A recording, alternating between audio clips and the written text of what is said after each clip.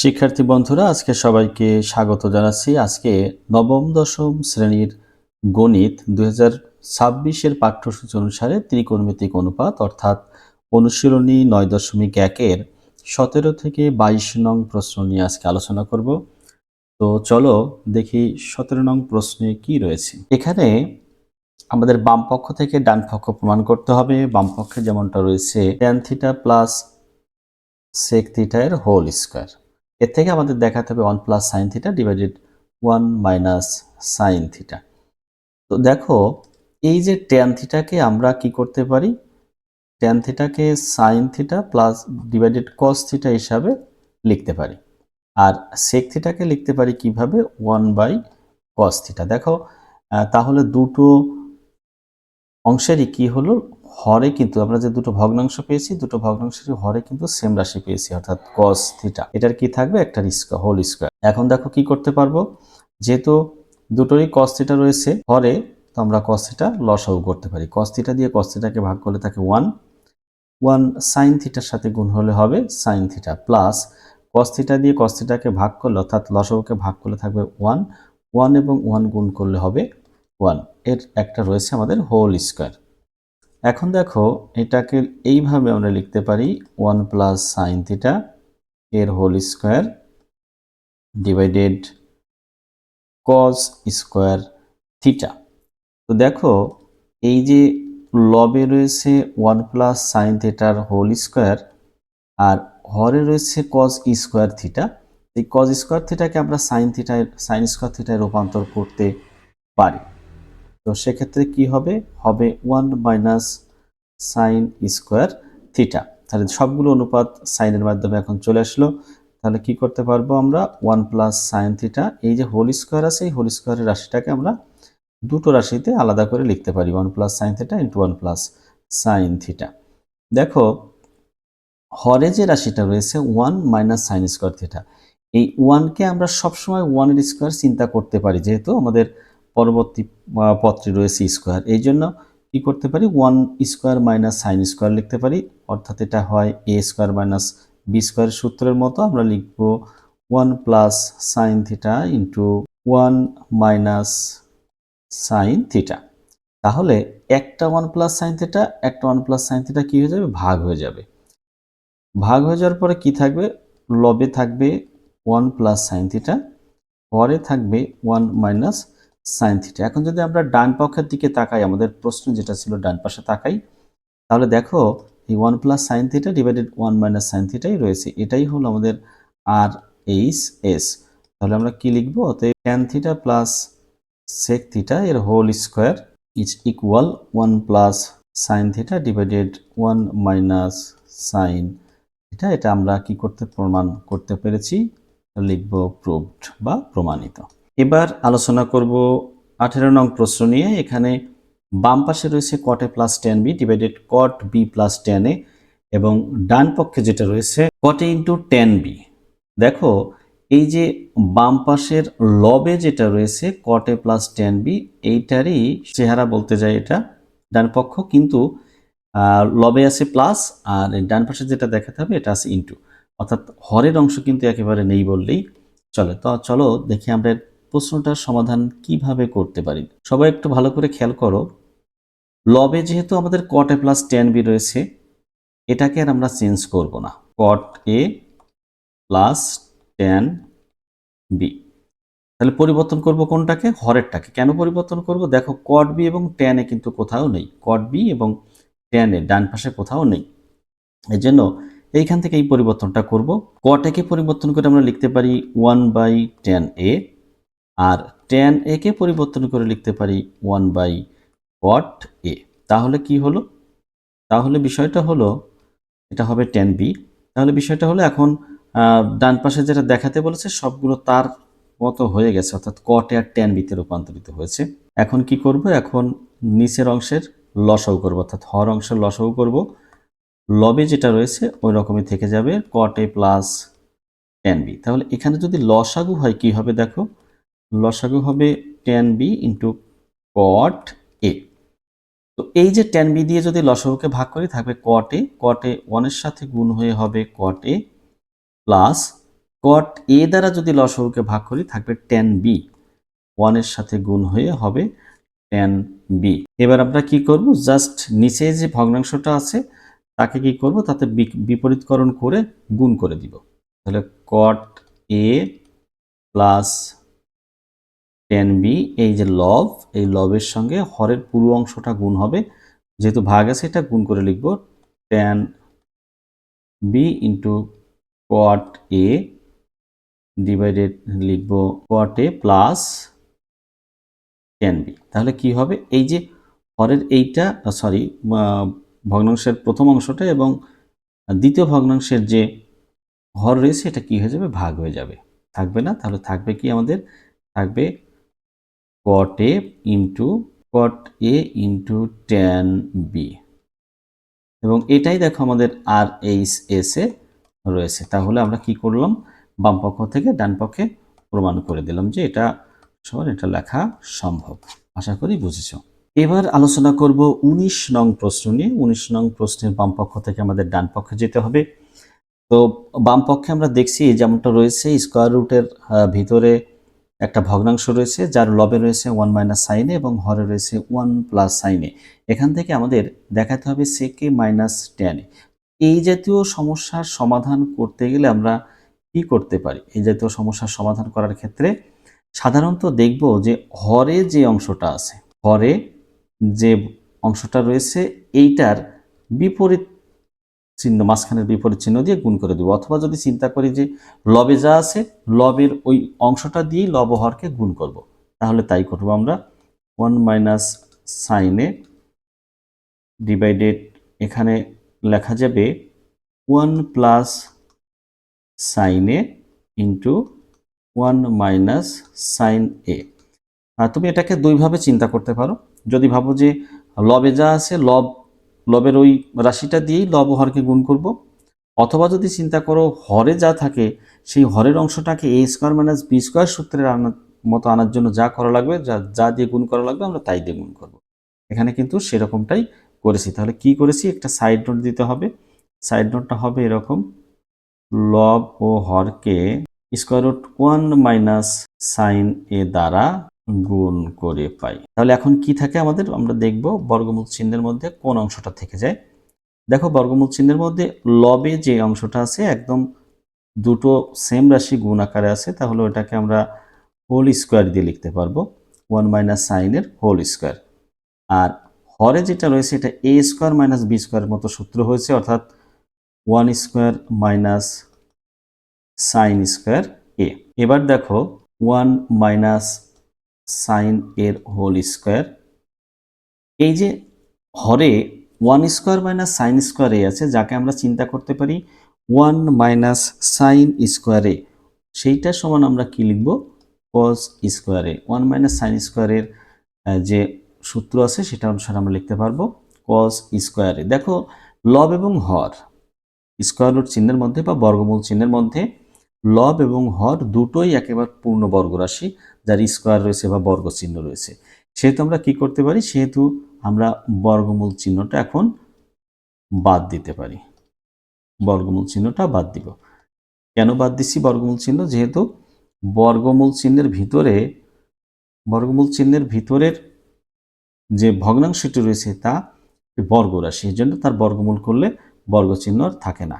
তাহলে কি থাকে, 1 মাইনাস সাইন এ ডিভাইডেড কস এ। এখন কি করব, এই যে লবে দুটো রাশি বিয়োগ আকারে আছে আর হরে আছে একটি, তাহলে এর থেকে আমরা দুটো ভগ্নাংশ লিখতে পারবো, যার একটি হবে 1 divided cos A minus sine A divided কি লিখব, কস এ। তাহলে দুটো অংশ ভাগ করতে পারলাম।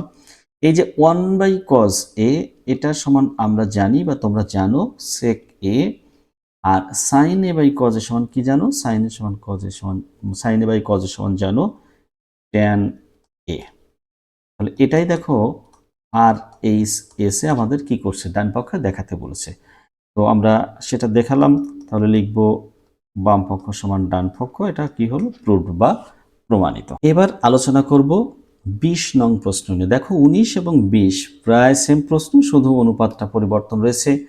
তো এক্ষেত্রে এই যে বর্গমূল চিহ্নের ভিতরে রয়েছে sec A plus 1 divided sec a minus 1 আমরা কি করব লব ও হরকে square root sec a plus 1 দ্বারা অর্থাৎ লবে যে অংশটা রয়েছে তার মতো আরেকটা রাশি দ্বারা গুণ করব লব ও হরকে। তাহলে হরে কি হবে sec a plus 1 into sec a plus 1, আগেরটা হবে মাইনাস, এই যে এই প্রথমটা হবে মাইনাস। তাহলে আমরা কি করলাম, আমরা লব ও হরকে square root sec a plus 1 দ্বারা গুণ করেছি। তাহলে গুণ করার ফলে কি হয় বা কি পাই আমরা, গুণ করার ফলে পাবো লবে পাবো sec a প্লাস 1 এর হোল স্কয়ার। কেন? কারণ sec a প্লাস 1 দুইটা গুণ আকারে আছে। আর হরে দেখো পাবো sec স্কয়ার a মাইনাস 1, কারণ sec a minus 1 into sec a plus 1 এই দুটো গুণ করলে a plus B into a minus বির মতো হয়েছে, এই জন্য sec স্কয়ার a মাইনাস 1 আমরা লিখতে পারবো। এবার দেখো লবে sec a প্লাস 1 এর হোল স্কয়ার, আর এই যে হরে যে রাশিটা পেলাম sec square a minus 1, sec square a minus 1 এইটা সমান তোমরা জেনে গেছো, এটা সমান কি লেখা যাবে tan square a, tan square a। এখন দেখো লব এবং হর দুটো জায়গাতেই বা দুটো রাশিতেই কি আছে বর্গ চিহ্ন রয়েছে। এইটাকে যদি আমরা বর্গমূল করি তাহলে কোনো অংশে আর বর্গ চিহ্ন বা বর্গমূল চিহ্ন থেকে যাবে না। থাকবে কি তাহলে লবে থাকবে sec a প্লাস 1 আর হরে থাকবে tan a, হরে থাকবে tan a। তাহলে দেখো এবার লবে দুইটা পদ যোগ আকারে আছে আর হরে আছে একটি, তাহলে আমরা কি লিখব, এক থেকে দুটো ভগ্নাংশ লিখব sec a by tan a আর একটা পাবো 1 বাই tan a।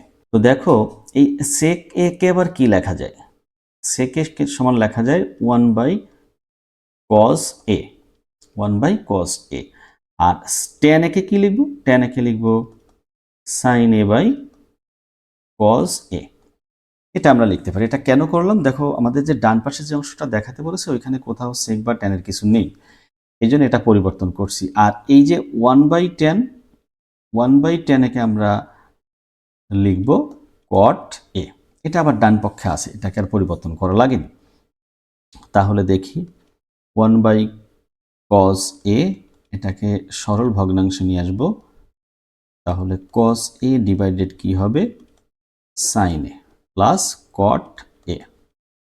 এখন দেখো এই যে একটা cos a একটা cos a ভাগ হয়ে যাবে, এটা কাটাকাটি দেখানোর দরকার নেই, জাস্ট তোমাদের বোঝানোর জন্য লিখেছি। এবং এইখানে কি থাকে আমাদের প্রথম অংশে থাকে 1 by sin a, 1 by sin a কে আমরা লিখতে পারি cosec a, R cot a আমাদের আগেই রয়ে গেছে বা পেয়েছি cot a, এটাই আমাদের ডান পক্ষে রয়েছে, ডান পক্ষ। শিক্ষার্থী বন্ধুরা এবার আলোচনা করব 21 নং প্রশ্ন নিয়ে, অত্যন্ত গুরুত্বপূর্ণ একটা প্রশ্ন।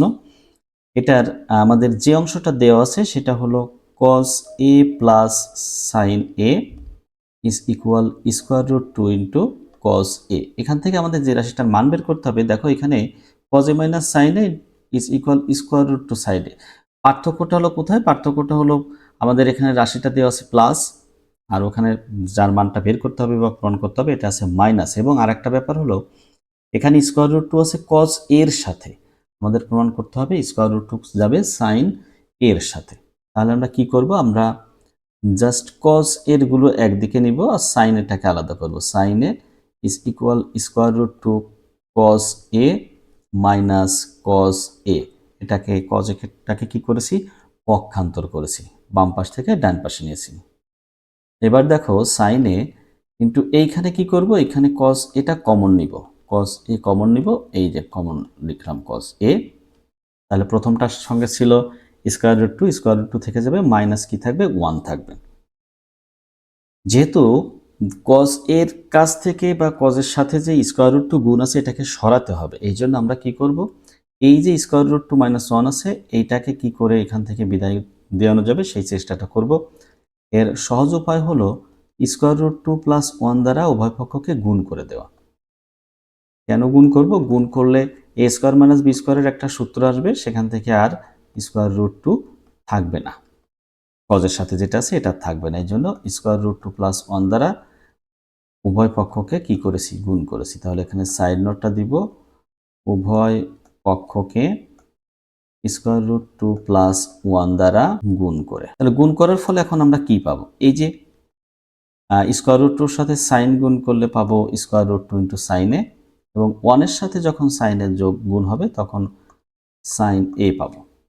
এখন ডান পাশে দেখো স্কোয়ার রুট 2 এর স্কোয়ার লেখা যায়, মাইনাস 1 এর স্কোয়ার লেখা যায়। কেন? এটা হয়েছে এ প্লাস বি ইন্টু এ মাইনাস বি এর সেই সূত্র, অর্থাৎ এ স্কোয়ার মাইনাস বি স্কোয়ারের আকৃতি বা চেহারা। এখন এর থেকে কি করব? এখন দেখো এই যে স্কোয়ার রুট 2 ইন্টু সাইন এ প্লাস সাইন এ, এই যে 2 মাইনাস 1 আসবে, 2 মাইনাস 1 স্কোয়ার রুটটাকে স্কোয়ার করলে 2 আর 1 এর স্কোয়ার করলে 1, তো কস এ। তাহলে square root 2 sign A plus sign A সমান পাশে 2 থেকে যদি 1 বিয়োগ করা হয় থাকে 1, তার সাথে কস এ গুণ হলে কস এ থাকে। এখন স্কোয়ার রুট 2 সাইন এ আমাদের যা প্রমাণ করতে বলেছে তার মতো করার জন্য আমাদেরকে পক্ষান্তর করতে হচ্ছে। এক্ষেত্রে কস এ ডান পাশে ছিল, বাম পাশ থেকে সাইনে যেয়ে বিয়োগ হবে। তাহলে আমরা কি লিখতে পারবো? অতএব cos A minus sine A is equal square root 2 into sine A. এটাই দেখো আমাদের যে প্রমাণ করতে বলেছিল, এটা কিন্তু আমরা প্রমাণ করতে পেরেছি। তাহলে কি লিখবো? এত প্রুভড বা প্রমাণিত। তো আজকের আলোচনার সর্বশেষ প্রশ্ন, অর্থাৎ 22 নং প্রশ্ন নিয়ে এখনকার আলোচনা। আমাদের মান দেওয়া আছে tan a, এই যে tan a এর মানটা দেওয়া আছে 1 বাই স্কোয়ার রুট 3। তো দেখো আমরা যে রাশিটা দেওয়া আছে অর্থাৎ tan a 1 by square root 3, এখান থেকে কি করব? এখান থেকে আমরা cot এর মানটা বের করে নেব। cot a দেওয়া আছে আমাদের tan সমান 1 বাই স্কোয়ার রুট 3, অতএব cot a 1 by tan a, তাহলে 1 ডিভাইডেড 1 বাই স্কোয়ার রুট 3, এটাকে যদি আমরা সরল ভগ্নাংশে নিয়ে আসি তাহলে জাস্ট 1 এর সাথে স্কোয়ার রুট 3 বাই 1 গুণ হয়ে যাবে, রেজাল্ট পাবো স্কোয়ার রুট 3। তাহলে tan এর মানটা আমরা পেলাম, cot এর মানটা পেয়েছি, cot a সমান পেলাম স্কোয়ার রুট 3। এই মানটা আমাদের প্রয়োজন আছে। আমরা কেন করলাম এটা? দেখো আমাদের যে রাশির মান নির্ণয় করতে হবে, এই রাশিতে কোসেক স্কোয়ার এবং সেক স্কোয়ার রয়েছে। এই কোসেক স্কোয়ারের সাথে কট স্কোয়ারের একটা সম্পর্ক আছে, আর সেক স্কোয়ারের সাথে ট্যান স্কোয়ারের একটা সম্পর্ক রয়েছে। এই জন্য আমরা কট এর মানটা বের করে নিলাম। এবার মূল রাশিটা তুলি। দেখো এখন কি করব? আমরা যা জানি, যে সূত্র জানি সেটা এখন লিখব।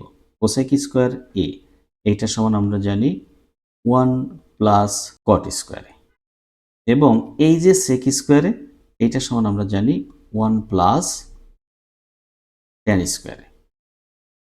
পরেও তাই লিখব 1 প্লাস কট স্কোয়ারে প্লাস 1 প্লাস ট্যান স্কোয়ারে। কি করলাম? জাস্ট যা সূত্র আমরা জানি সেটা লিখলাম কোসেক স্কোয়ারে এবং সেক স্কোয়ারের উপর নিচে বা লব হরে দুই জায়গাতে এটা লিখলাম। আমাদের লবে এবং হরে কি থাকে?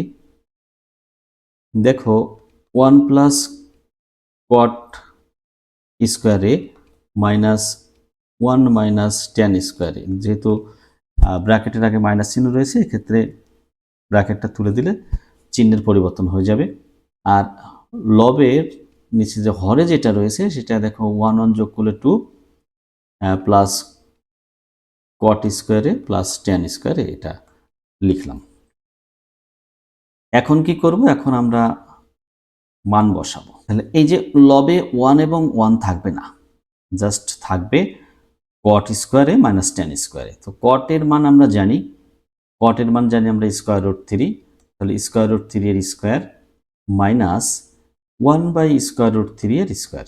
দেখো এই যে 1 প্লাস 1, একটা প্লাস 1 একটা মাইনাস 1, এরা বিয়োগ হয়ে 0 হয়ে যাবে। এখানে থেকে যাবে শুধু কট স্কোয়ারে মাইনাস ট্যান স্কোয়ারে, সেটার মান আমরা লিখে দিয়েছি, যেহেতু স্কোয়ার আছে স্কোয়ার করে দিয়েছি।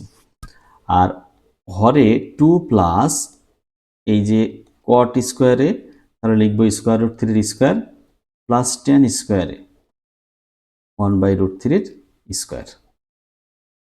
এখন সাধারণ বীজগণিতের মতো কি করতে হবে? ক্যালকুলেশনটা করতে হবে আমাদের।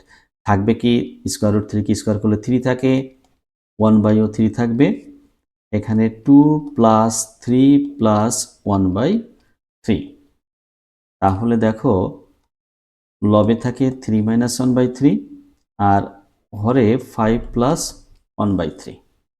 এদের আমরা এখন লসাগু করব। লব এবং হরে দুই জায়গাতেই লসাগু।